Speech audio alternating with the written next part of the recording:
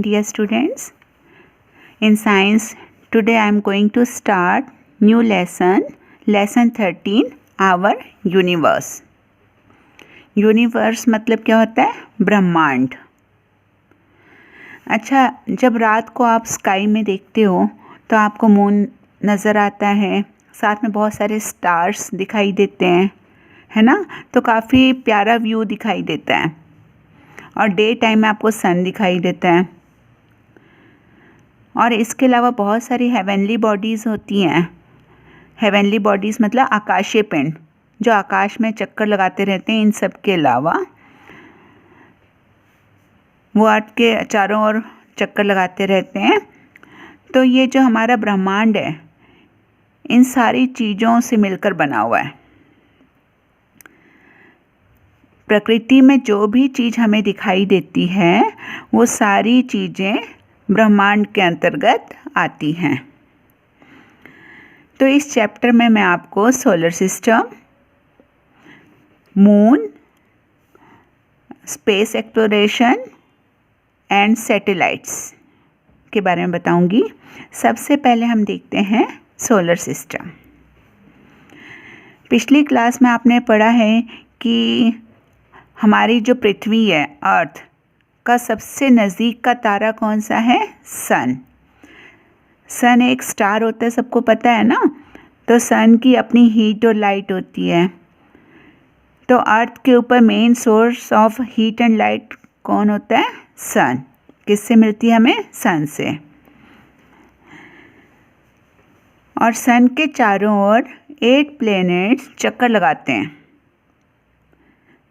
8 planets है ना, पहले 9 प्लैनेट्स होते थे, अब 8 प्लैनेट्स रह गए. तो ये जो 8 प्लैनेट्स हैं सन के चारों ओर एक फिक्स्ड पाथ में, सबका जो रास्ता होता है घूमने का अलग अलग होता है. और जिस फिक्स्ड पाथ से ये प्लैनेट चक्कर लगाते हैं सन का, उसे ऑर्बिट कहते हैं. तो अगर डिस्टेंस के अकॉर्डिंग हम देखें तो सन के सबसे नज़दीक वाला मरकरी प्लैनेट होता है और सबसे दूर का नेपच्यून. और ये 8 प्लैनेट्स कौन कौन से होते हैं? Mercury, Venus, earth, Mars, Jupiter, Saturn, Uranus and Neptune. और इनका क्रम याद रखने के लिए एक लाइन मैं बता रही हूँ आपको, उससे आप सीरियल वाइज इन प्लैनेट्स को याद कर सकते हो. My very elegant mother just served us noodles. मेरी प्यारी मम्मी ने हमें अभी भी नूडल्स दी. तो यहाँ पर देखिए सभी वर्ड्स का फर्स्ट लेटर, तो वो सीरियल वाइज आपको प्लैनेट्स याद हो जाएंगे. यहाँ पर देखिए माई का एम मरकरी, वेरी में Venus, earth, Mars, Jupiter, Saturn, Uranus and Neptune. Okay. Solar system में ये 8 प्लैनेट्स तो होते ही हैं, सन भी होता है. इसके अलावा और भी सेलेस्टियल बॉडीज़ होती हैं, जैसे कि कॉमेट्स एंड एस्टेरॉइड्स. कॉमेट्स क्या होते हैं? ये पुच्छल तारा भी कहते हैं हिंदी में.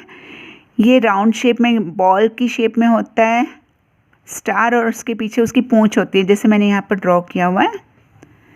तो ये इसे कहते हैं कॉमेट्स.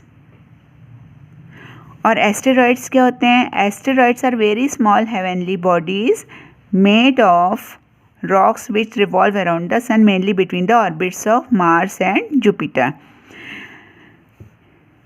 एस्टेरॉइड ऐसी आकाशीय पिंड होती है जो कि रॉक से, पत्थर से बनी हुई होती है, और ये सन के चारों ओर मार्स और जुपिटर के बीच में प्रेजेंट होती है.